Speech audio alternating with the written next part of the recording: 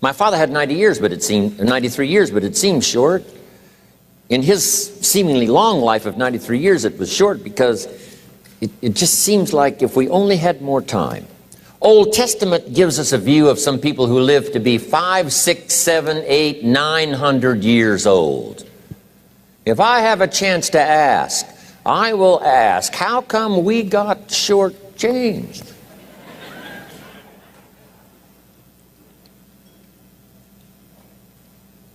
Wouldn't that be a good question if you had a chance to ask? Imagine 700, 800, 900 years to watch generation after generation after generation after generation stay healthy and well. I mean, you gotta be healthy to make it to 900. You gotta take your vitamins.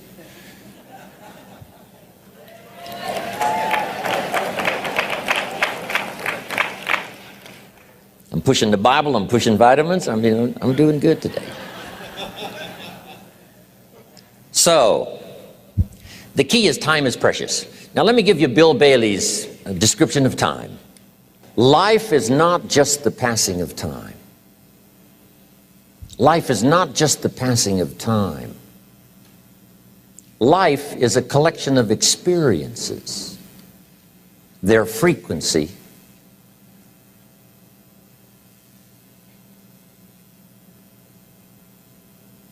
and their intensity. Life is not just watching the clock tick away.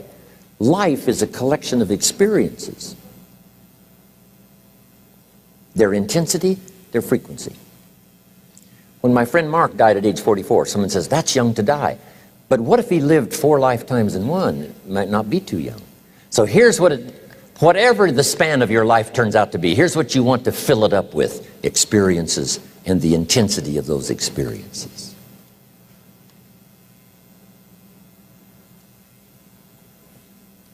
But now let's talk about the management of time. Here's one of the best ones. We covered earlier, when should you start building this hotel? Answer: as soon as you have it finished. Now jot this one down on time management. When should you start the day? As soon as you have it finished. Plan the day the best you can, leaving plenty of room for improvising and surprises and all the stuff that happens during the course of the day. But if you've planned a good, productive day, now you start that day, you can't believe how much more valuable your time will be. Don't start the day until you have it finished.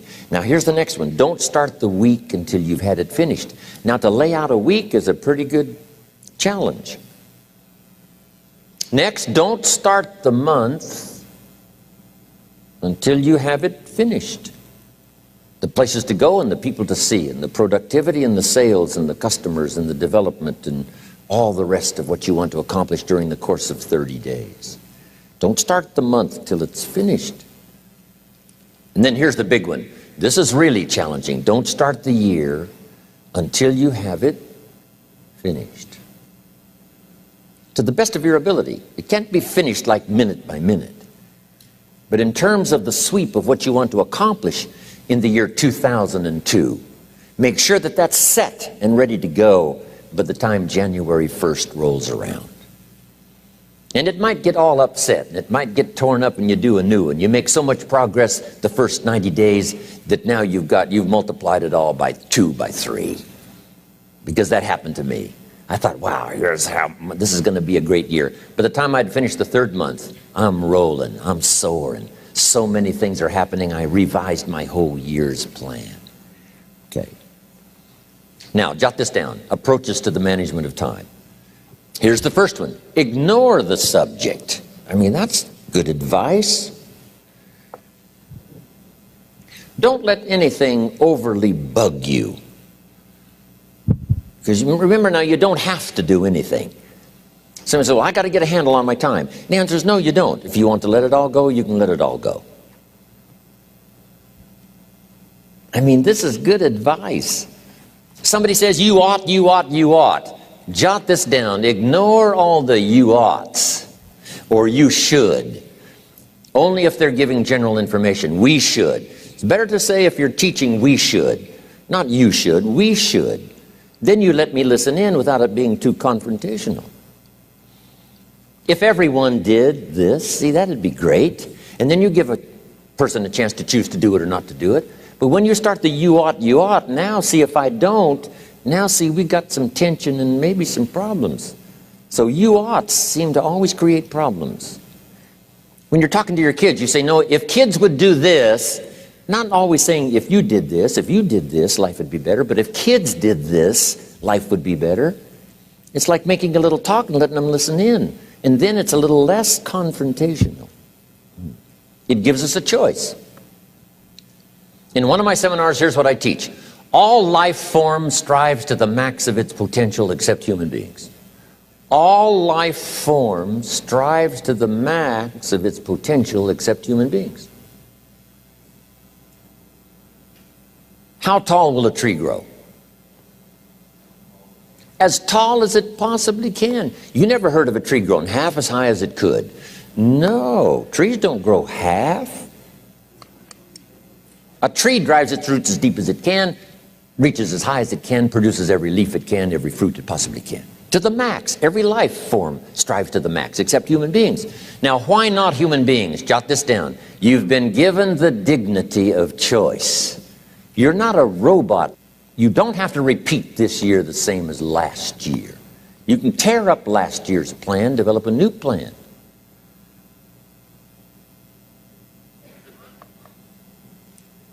So, the dignity of being a human being. Now, here's the choice on being a human being. To be part of all we were meant to be, or to be all. To strive for all, or half, or part, or some. The choice is up to you. To develop one skill or 10 skills. Someone says, well, I'd be happy with just one more language. Well, some say, hey, I'm going to learn 6 or 7. And this is all a matter of choice. And when someone says, no, you ought to learn 4, you've got to resist all that. Because this is personal dignity. And you don't want to destroy someone's dignity by doing all the oughts, and then they feel reluctant to do it. Now we've got problems. So if you want to, just ignore this subject on time management. Now here's the next one. Step down to something easier.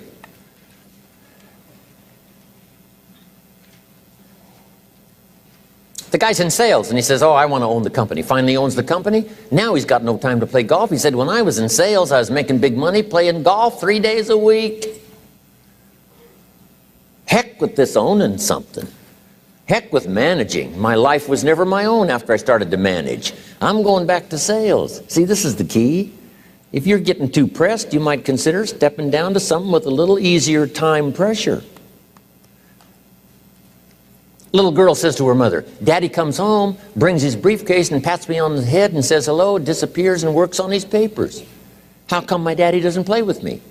And her mother said, look, your daddy loves you very much, but he's so busy at work, he can't get it all done, he has to bring it home. He loves you, but that's why he can't play with you. And the little girl said, why don't they just put him in a slower group? So, jot this down now. If you don't have time for your kids, you might consider joining a slower group. Remember when I said some things I went for cost me too much? So reconsider. Next key to time management, and that's work longer and harder. But see, there's a limit to that. I almost lost my health the first year. I went so crazy about personal development and achievement. I just went bonkers. You know, I told you I was skinny, but at the end of that first year, I was a walking shadow. And then it suddenly occurred to me, what if I got rich and too ill to spend it? I mean, that was a shocker. So I started, developing a little more reasonable. Because I said, if 12 hours won't do it, I'll work 14. If that won't do it, I'll work 18. I mean, how many hours it takes. And sure enough, it cost me too much. So see, working longer and harder for some might be appropriate. If you're just sitting around not doing that much, this might be good, work longer and harder. But you can only work so hard. Here's the key, not to work harder, but smarter. When you've worked as hard as you can, doing the best you can in terms of physical output in the time, reasonable time. Now here's the ultimate in the management of time, and that is you simply become more skillful. When I first got into sales, You know, I was around people that could get, 9 out of 10, 8 out of 10. And when I first started, I could only get 1 out of 10. But here's what I did. I worked around the clock, so that I would make up in numbers what I lacked in skill. That's good in sales. You got to jot that down. When you're new, you make up in numbers what you lack in skill. Now, when you become more skillful, the numbers can go down because now your persuasive ability and all of that is now so high that you don't need to put as many numbers out. But at first, if you want to compete or if you want to really get good, you've got to put in the numbers. But if you get more from yourself, develop more of yourself, now the time management becomes an easier task. Now here's the next thing. Either you run the project or it runs you. I've found out when you start something, at first you're in charge. All of a sudden, a year later, it's in charge. Some of the companies I started, I'm telling you, I'm in control. A couple of years later, I'm out of control. At first, I've got it on the run. 2 years later, it's got me on the run. Haven't got enough time. I'm dizzy with trying to get it all done. So here's part of the key, and that's to get in charge. Say, I'm going to take charge of my health. One of my albums is entitled, Take Charge of Your Life. Take charge of your time. Take charge of your resources, which we're going to talk about next. Take charge of your health. You're the one that's responsible for it. It's not a requirement of society that you not have a heart attack and take care of your family. That's not a requirement of society, but you must make it a requirement of yourself. Society doesn't require that you build a financial wall around your family nothing can get through. That's not a requirement of society. It's a requirement you impose on yourself to build a financial wall around your family nothing can get through. So impose on yourself this self-development of being in charge, taking charge of your life and your health and your future and your responsibilities and all the rest. Next, reasonable time is enough time to achieve all of your goals. Just jot that down. Reasonable time is enough time. I had to learn that. Reasonable time is enough time.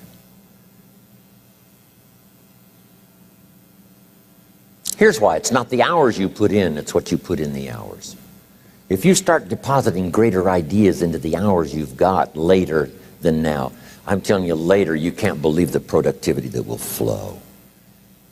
The ideas you can't think of now, a year from now, they'll start to flow. And when you deposit those ideas in the hours you've got, productivity multiplies by 2, 3, 5, 10.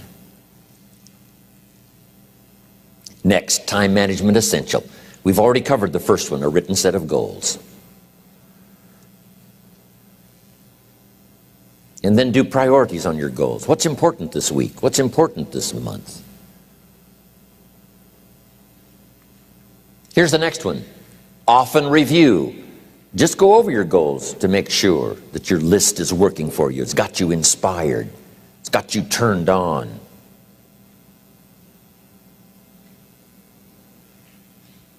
Somebody says, how come you're up so early? Say, if you were headed where I'm headed, you'd be up early too. Wow. If you were going to meet who I'm going to meet, you'd be up early. If it was going to stack up for you like it's stacking up for me, you'd be getting up early. Wow. Here's some more time management essentials.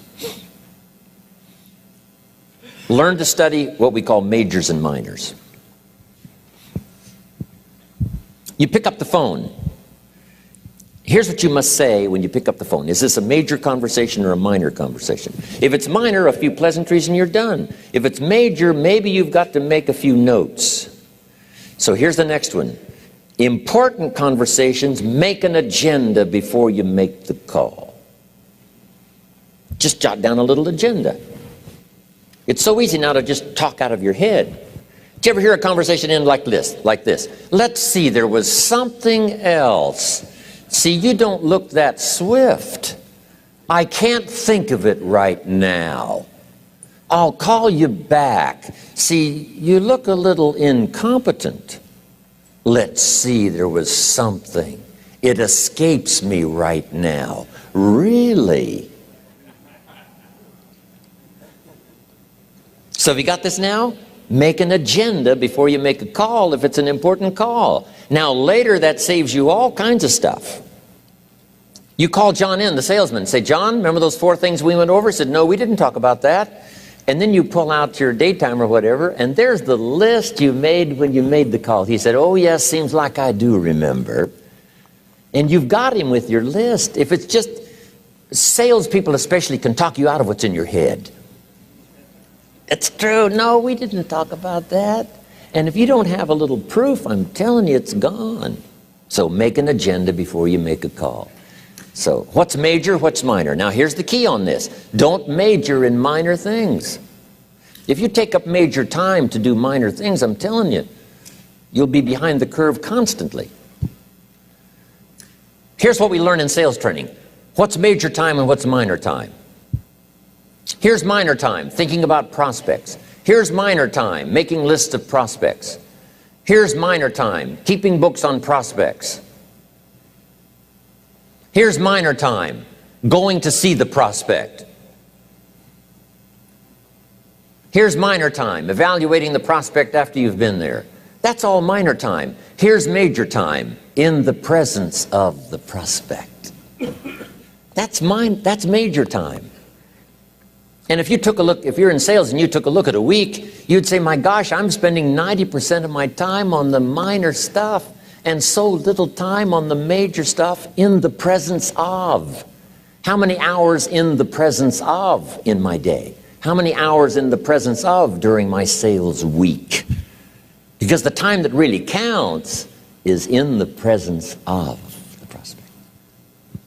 Majors and minors.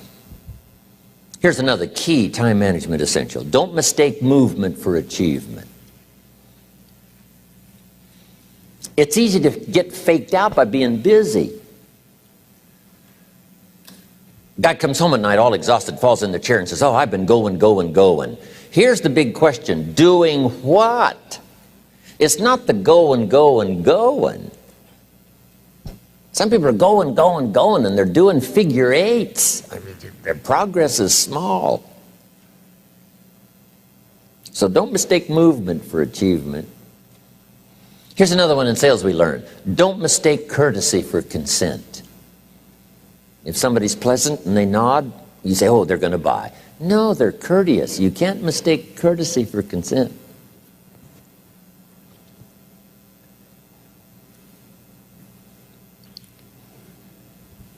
Now here's a big one, concentration. I had to learn this. All those years ago, I'm in the shower trying to compose a letter. Found it turns out to be a strange letter. So here's what I learned to do. Save the work till you get to the office. Save the work till you get to the work. Don't try to get to the office on the way to work. On the way to work, enjoy the way. In the shower, enjoy the shower. Then go to work when you get to work. I found this to be helpful. Concentration. Here's another big one. Learn to say no.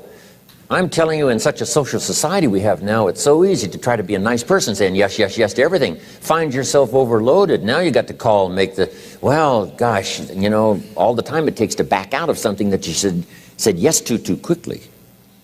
Here's what might be better. I don't think so, but if that changes, I'll call you. Little things you can use not to overcommit yourself. My friend Ron Reynolds says, don't let your mouth overload your back. It's a good one. Now here's a big one on time management. When you work, work. When you play, play. Don't mix the two.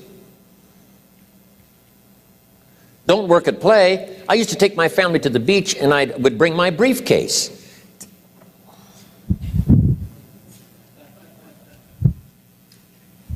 I learned not to do that. Or at the beach I'm saying I should be at the office, I should be at the office. Now my family's upset because I'm at the beach and I'm thinking office, office, office. Now when I'm at the office I'm thinking what? I got to get my family to the beach, the beach, the beach. So things are not going too well at the office because I'm thinking beach, and things are not going too well at the beach because I'm thinking office. Here's what I learned to do. At the beach, be at the beach. At the office, be at the office. When you work, work. When you play, play. Don't mix the two. Don't work at play. Now here's one of the most important ones. Don't play at work. Work is too serious. You don't want the reputation of being the office joker. It's not a good one. Yes, there's time for some pleasant stories. Yes, there's time for a little humor. Yes, best if it's a happy office, of course. But I'm telling you, you got to be serious about work, because you're parting with a piece of your life for the work you do. Your work costs you a piece of your life. Here's what it's called: serious business. Not grim, not unhappy, but serious. Key. Don't play at work. The old expression, I don't think we use it anymore, horse around at the office. Play around, play jokes, play tricks. No place, not at the workplace. At the beach, yes. At the bar, yes. Somewhere else, not work. You got to treat work with all due conservative passion, because it's leading you to your future. Here's another key phrase: all work is good. You may not like your job, but if it's the stepping stones to get you to where you want to go, you got to appreciate your job. You don't have to have a passion for your job. Here's the ultimate passion: a passion for incredible success in every department of my life. That's the passion. But don't look down on some menial job you have to do to finally get you to where you want to go. No job is menial. No job is not, no, every job is noble. Training life for pay, making a contribution to society. Next, analyze how you are. And if you have some weaknesses, if you can't, doesn't seem like you can change, here's the key: get it covered. I used to keep promising myself I'd keep the books, keep the books, keep the books. Finally, I gave that up. And back then, it only took me an extra $50-60 a month for some accountant to keep the books. I said, no, I'm going to save the $50. You can't believe what I started losing in productivity because I tried to save the $50. So the key is, a lot of the time you can stay like you are, but just make sure you get it covered. Okay. Next, beware of the telephone and all other systems of communication, especially the telephone at home and systems of communication at home. And here's one of the best lines I've got for you for the weekend: let all communication systems serve you, but don't let them intrude. When it comes time to have dinner with your family, you shut off all systems, unless the ones that can take messages silently. Don't let the phone ring. Don't let anybody intrude, come through the front door nor the back door, nor through the telephone or any other device. So you can't reach John and his family when he's having dinner. The President of the United States couldn't get through. If you develop that kind of a reputation, father, mother, when we have dinner, when we're visiting and have this time with our family, nothing intrudes. So don't let these clever little devices keep intruding. You've got to have a place that's sacrosanct. It's valuable. You don't let anything in for that period of time. Okay. Isn't that good advice? Excellent advice. Here's the next one. Read all the books. You know, I've only got a few notes here on time management, but if you've got some particular challenges, you run a big organization, a big corporation, you've got some challenges, there's plenty of books. Now, here's what's next. Just be more alert to the things that might be stealing your time. Here's why. Time is like capital. You can't let someone steal your seed corn. You can't let someone steal your capital. And you can't let someone steal your time. You must designate your time. And some of the time that you designate, you must not let anyone steal. Casual time, you might let someone intrude and steal a little bit and take a little bit, but not serious time. Key. Next, one of the great time management savers is to learn to ask questions up front. Sometimes you talk to somebody for an hour, and then you ask questions and find out if you would have asked those questions up front, you could have saved yourself an hour. Asking questions up front helps you to get to the problem now. But if you just launch into some discourse, you might waste 30 minutes, waste an hour, when here's what you should have been talking about. After you finished an hour, you say, John, what's really the problem? He said, well, it's something personal. See, that's what you should have been talking about this whole hour. Key. Next, learn to think on paper. Now we're going to take a break. Some ways to think on paper. One, we've covered one. Solving problems. Take it out of your head and put it on paper. Another one is setting goals. Making these lists we've already started. Here's another good way to think on paper. It's a projects book.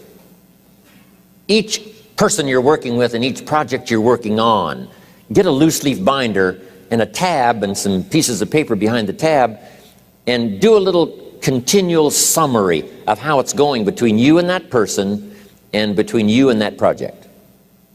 I call it a projects book. It is so useful to me. But what's going on between you and this person? When you last got together, what did you talk about? And you got a few notes there. Here's what we talked about the last time we got together. Now when you get together again, you can review that so you'll know better what to talk about. When the president gets ready to travel and he's going to meet some important people, guess what they bring him? All these briefing books. Right? The last time you were with Khrushchev, Kennedy is informed. Here's what he said and here's what you said. Kennedy said, oh, that's valuable. I need to remember that. If a person is important, it's worth a little running account. You might even have a projects book for your children. Here's what's happening between me and my child. We've talked about this and we've talked about this and we've talked about this. Next, a day timer. Keeping track of all of your appointments. You know, mine is all filled with, when to catch an airplane and when to do a seminar and when to sit down and have a conference, all the rest. Next is a game plan. If you've got a house and the, insurance is going to come due and some other things are going to come due, you just put it on a spreadsheet and make sure it's taken care of.